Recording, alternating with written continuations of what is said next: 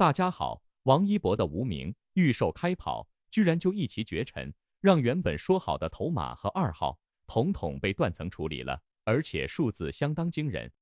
然而，数字背后的真相反而让所有的摩托姐姐相当的紧张，因为花钱还要排队的滋味，跟花钱就能进场的滋味，完全打乱了杂陈的五味。而且更多的奇思妙想、怪咖怪属都浮出了水面，让王一博的惊天数字秒变成为了让人欢喜让人愁的密码。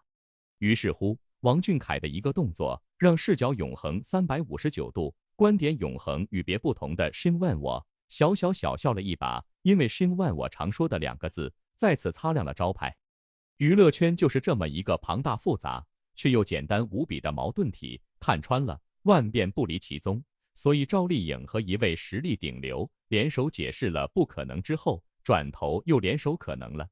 进入诡异的2023年，首个贺岁档的预售终于开跑了。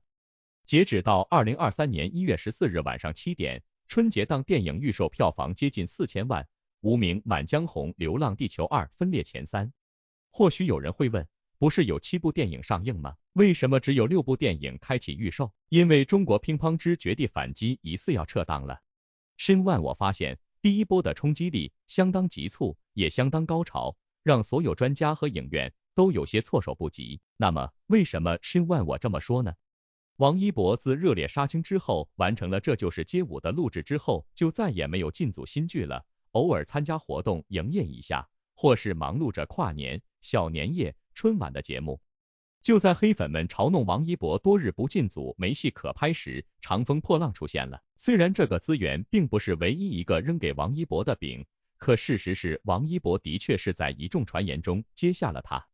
从长风破浪到光明之路，再到如今的金色征途，王一博的这个新剧名字终于是尘埃落定，被广电亲赐并认可了。原本在传言王一博要接这个项目时，网上曾经出现过一个看起来是官博名为光明之路的账号，一开始大家都以为是真的，可皮下是王一博粉丝，只3天就说出实情，并且告诉大家不要轻信未官宣的信息，毕竟自己连个蓝 V 都没有，这多亏是真粉丝，要不然放点王一博的黑料假料，粉丝们又要面临一场腥风血雨。而今金色征途备案已完成，王一博也出现在了新剧的开机仪式上，只不过流传出来的都是翻拍路透，并未真正官宣。吃一堑长一智的粉丝们自然是抵制这种未经官方允许的路透图，更何况路透本身对于艺人而言就是一种伤害。这还仅仅是开机仪式，若是在正式拍摄中有路透流出，那王一博作为演员免不了的还要进行一轮又一轮的拍摄。剧组还会有服化道泄露的风险，着实是对剧组工作不利。虽然王一博进组新剧已是事实，可毕竟官方还没有正式官宣，粉丝们自然也没有为这部剧做数据的道理。于是，无论热搜上有多少关于金色征途的信息，那对于无名来说都是一个免费的宣传位。金色征途刚刚开机，连个官博都没有，就算日后要做数据，那也得等到一切正式官宣。对于王一博粉丝来说，目前的首要任务就是做好大年初1即将上映的无名的宣传。Shin万我想说的是，这个时间点有王一博的流量，不刷才稀奇呢，您说对不？春节档的电影竞争还是格外激烈的，无名将线上的重点宣传放在王一博身上，线下各类纸媒全面出手，力求将要上映的消息让更多的人知道。可事实是，无论是媒体预测票房还是春节档预排片，无名的占比都是最低的。这固然是王一博在电影圈仍旧属于新人，暂时还没有拿得出手的影视作品，可同样也不能否认博纳在私排片上的短板，这点但凡熟悉本频道的朋友，恐怕已经明白的了。粉丝们能做的就是在预售之时有一份令人惊艳的成绩，并且多多宣传，让更多的路人走进电影院去观看无名。毕竟一部影片最终票房靠粉丝们的力量是不可能撑起来的，还是得靠路人，特别是Shin万我反复强调的影评和口碑。当然了，懂不难，做很难。作为王一博首部上映的影片，无名被寄予厚望，后面5·1还会上映长空之王，不出意外亚运会时期会上映热烈，后面电影的票房以及排片的多少都会以这一次的无名最终成绩为模板，粉丝们自然上心。金色征途再好，这也是一部刚刚开始的作品，现如今无名才更重要。有意思的是，之前申万我聊过，有消息传出来说赵丽颖和朱一龙即将二搭平番出演电视剧《天骄》，爆料有模有样的，还说是4月份开机，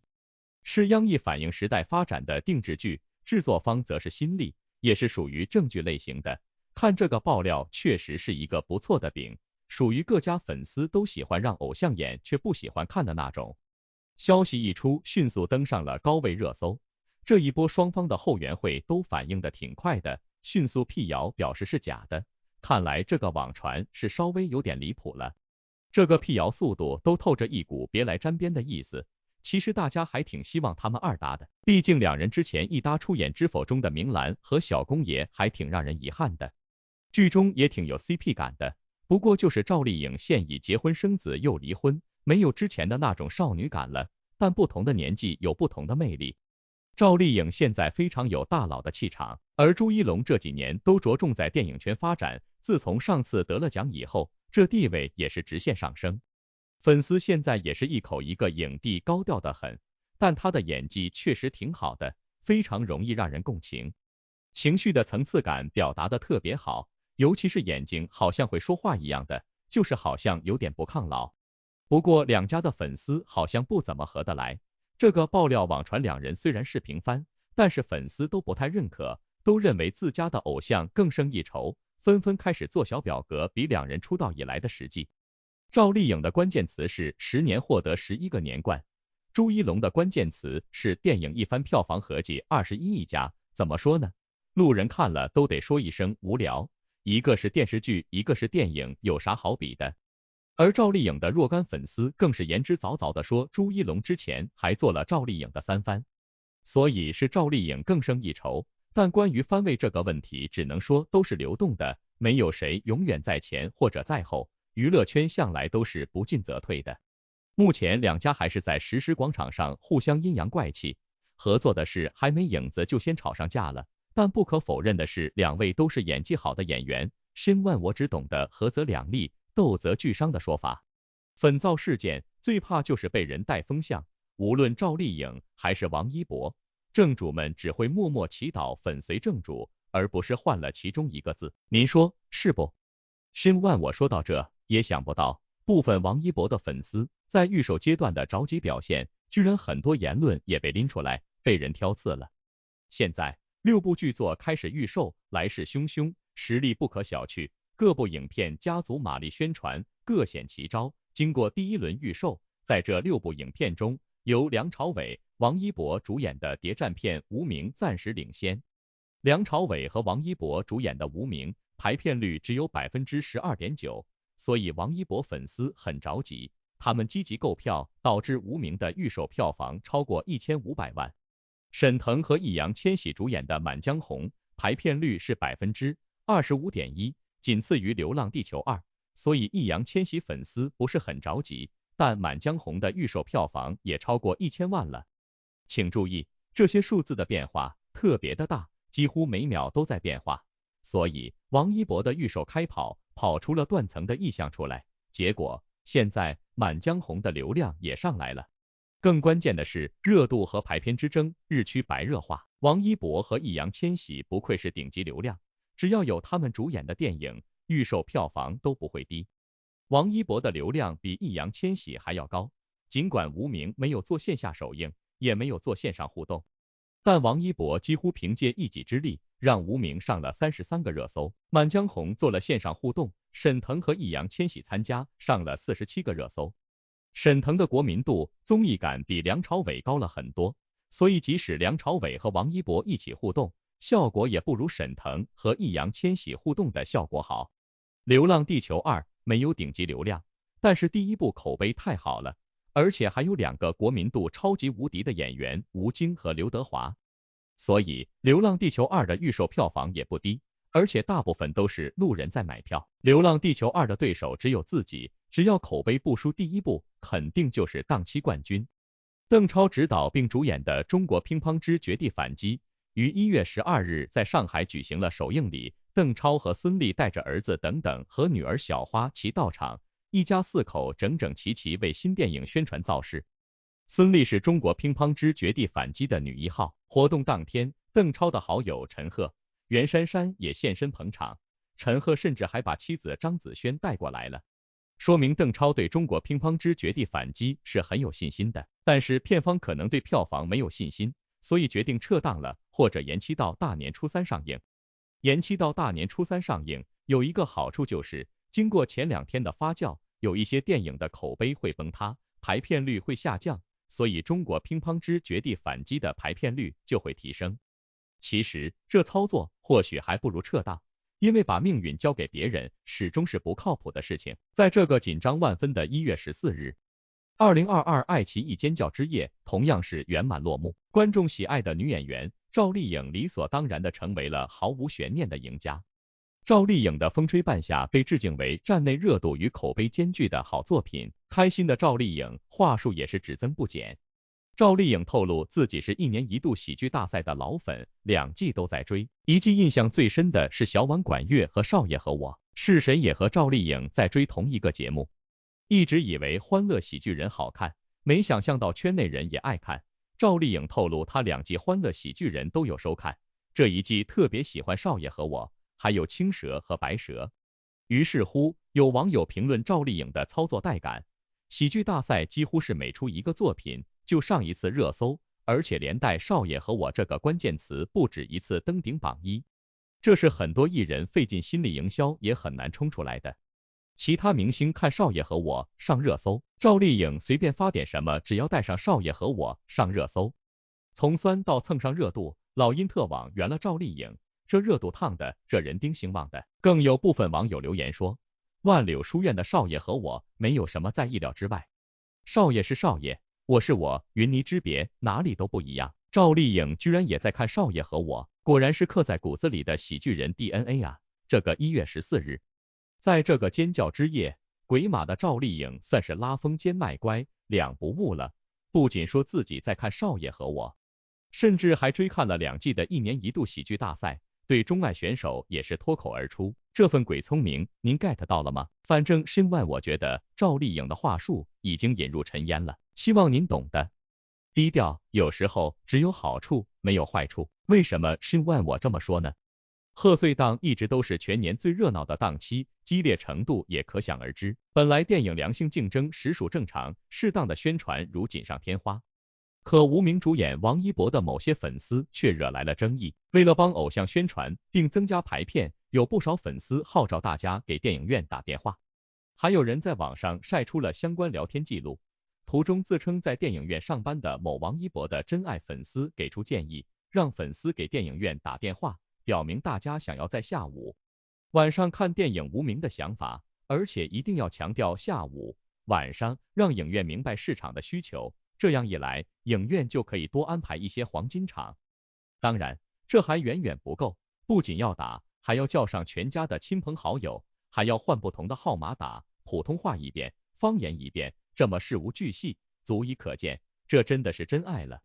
这还不算什么，为了票房，某些买的真爱粉丝连自家偶像的前辈也要拉踩，有一次粉丝竟发文呼吁攻击其他电影，而且每部电影的攻击点也列了出来，比如称沈腾、满江红主演高光就是夏洛特烦恼，现在纯就是为了糊弄观众，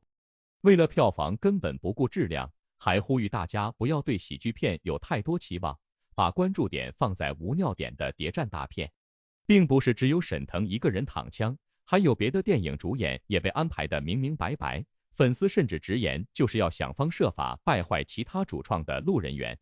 认为要抓住某主演的槽点狠狠发酵，而路人缘好一点的主演就狠狠的去蹭，简直无语。试问春节看电影不就是图个开心吗？好看与不好看全由市场决定。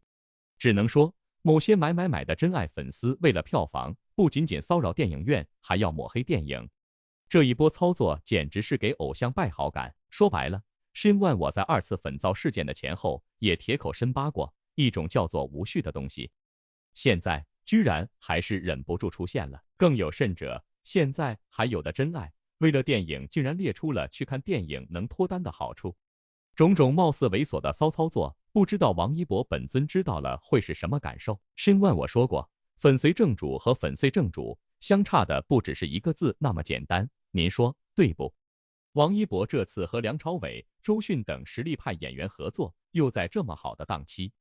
这对王一博而言是一个很好的机会。在之前，导演程耳给出了高度的评价，盛赞只有王一博能演这个角色，一定会给出超乎所有人想象的一个结果。当然，一切靠事实说话。曾经赵宝刚导演也给牟双演技炸裂的称赞。电影的宣传至关重要，但一定要有原则，如果颠倒黑白，甚至上升到恶意攻击，那么性质就变了。王一博作为流量明星进入电影圈，又是新人又是资源加深，本身就容易招来是非，惹来争议，粉丝这时候真心别添乱了。春节是合家团圆的日子，一家人开开心心一起去看电影，中国电影市场百花齐放，两全其美，这不是很好吗？希望为了电影市场的整体繁荣，不要再有这样买之后直接破坏公共秩序的行为出现。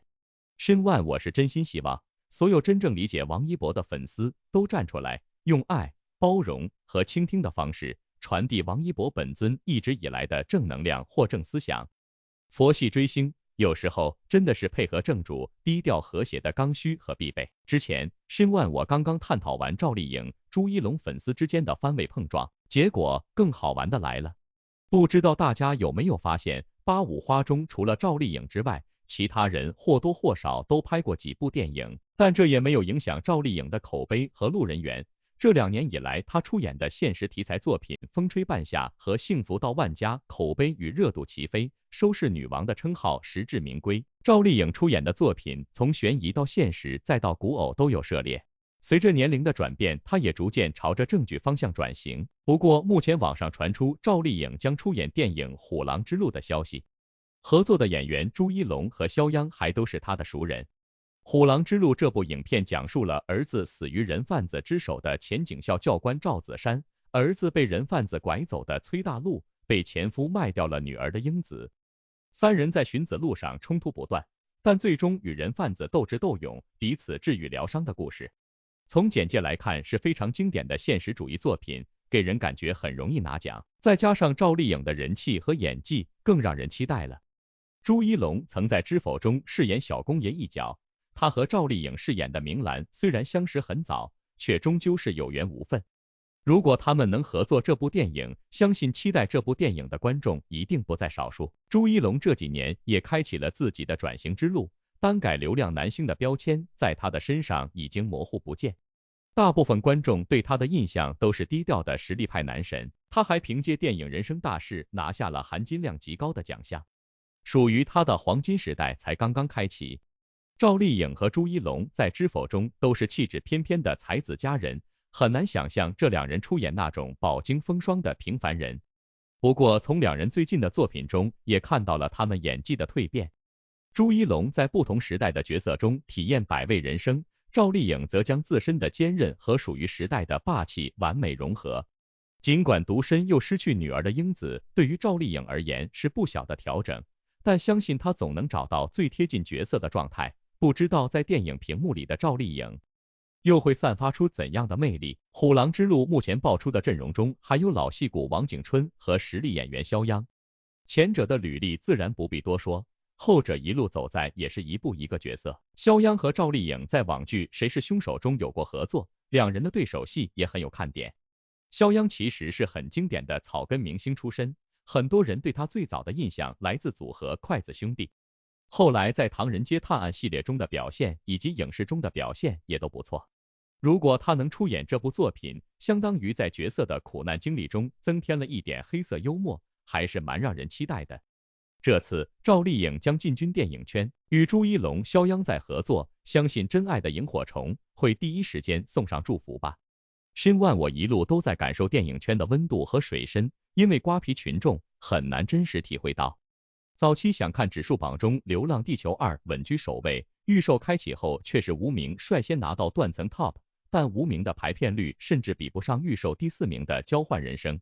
而且不少院线给到无名的场次也很尴尬，在电影低排片、黄金场次不占优势的情况下，无名却率先拿到了预售断层 top。这一成绩委实亮点，在电影上线前，预售成绩于宣发来说都是强势助力，但踩点订票与排片率成反比的现象，也暴露了演员粉丝对这部电影预售的助力。显然，主演之一王一博的人气影响力是无名预售成绩暂时领跑的关键。制片方选择人气演员加盟的优势，在电影上线之前被体现得淋漓尽致，有效的粉丝群体能够给予电影强劲宣发支持。在无名面世之前，该片导演程耳虽然口碑不错，国民度却很有限，但因为无名的预热，不少网友都知道了他的前作是华语遗珠《罗曼蒂克消亡史》，有金牌班底，也有人气演员，是无名给观众留下的印象。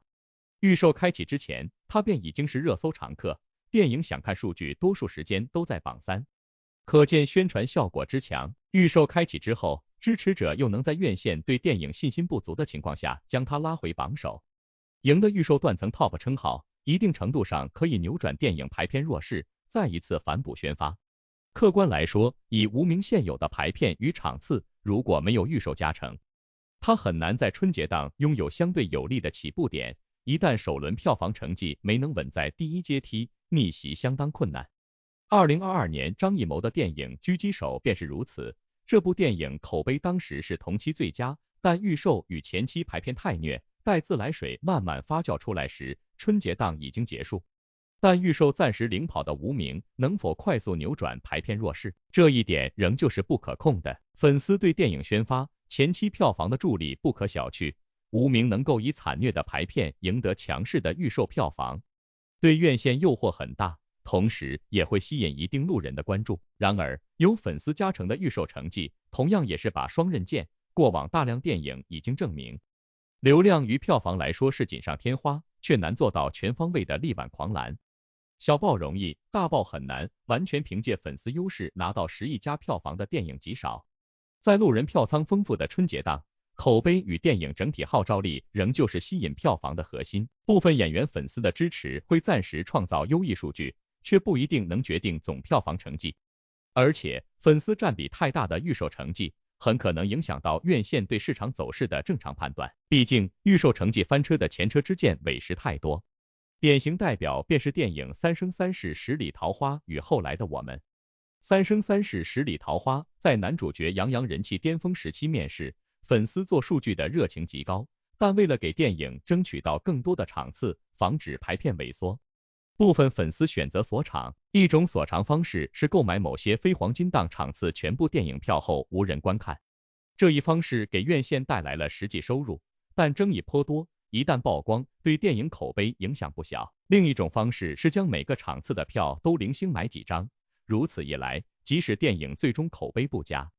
院线也不能轻易取消该场次，换成真正受欢迎的电影，以小成本保障电影排片。这种行为让院线方深受其害，不少院线不得不打起反锁场大战。此事当年轰动一时，但没想到后来的我们上线后，又出现了更离谱的批量退票事件。简单来说，就是不明人士在预售期间大量购票，给院线营造该片极受欢迎的假象，然后批量退票。最终事件曝光，不仅让后来的我们染上争议，还影响了观众正常购票。申万我去年年底以来一直都强调说，买的游戏可以休矣，因为真的买绝不是爱。无论粗暴的锁场套路，还是粉丝按真实购买需求支持偶像，最终都会面临一个现实问题：当电影上线后的口碑与吸引力无法撬动路人盘时，票房成绩仍旧逃不开走低趋势。这种情况下，一旦院线受预售成绩影响抬了高排片，后续很容易被反噬。但反过来，如果电影的影评和口碑撑住了粉丝的支持，逆袭势头会更加猛烈。这就是申万我铁口无数遍也在密切关注的地方。2021年春节档预售冠军是陈思诚的《唐人街探案3》，当时院线对这部电影大爆的信心极高，各大院线皆给出了极具优势的排片，让唐3迎来春节开门红。然而上线3天后，这部电影成绩急速下滑，原本排片居次位的你好，李焕英快速反超，刷新了春节档电影票房新纪录。这是很多人都没想到的。唐三的下滑与李焕英的逆袭原因一致，实际内容口碑决定票房最终走势。但其中也有个非常有趣的现象，唐三上线后口碑迅速翻车，失去票房领跑优势，却最终仍旧拿到33亿票房，说明电影国民度及前期排片的断层优势保障了电影票房的基本盘。你好，李焕英能够飞速逆袭，没错过春节假期票仓红利，除了电影口碑之外，与它预售上映前期原本便没调出第一梯队一息息相关，基础条件决定逆袭效率。如今无名预售票房领跑决定不了最终成绩，却可以决定院线是否将它拉入排片第一梯队，缩短它与其他电影的起跑距离，为后续逆袭提供一定条件。最终是口碑大爆的无名撑住预售优势，成为大黑马，还是翻车的口碑辜负了支持者为预售做出的努力？答案都将在春节档揭晓。视角永恒359度，观点永恒与别不同的新万我，只想说，吃瓜的我们一道擦亮双眼，写下心声，记录影评，拭目以待吧。最后，新万我必须提一提那个王俊凯，也就是最近新万我全网第一视角独家发现的王一博与无名的额外利好因素。现在，王俊凯和他的工作团队现在已经重新组建，强力调整，也就是换了一些新人进来。这个工作团队也是人员有一定的调整，他后面的发展和资源也是会有一定的改动，有一定的变化。王俊凯他的性格还是蛮不错的，王俊凯现在也是有想再接触别的本子，现在还是有是在看本子的。怎么样？新万我常说的团队这两个字，聪明人都不会忽视吧？新万我之前刚刚聊过王俊凯粉丝的所作所为，结果堪称神速的结果就来了。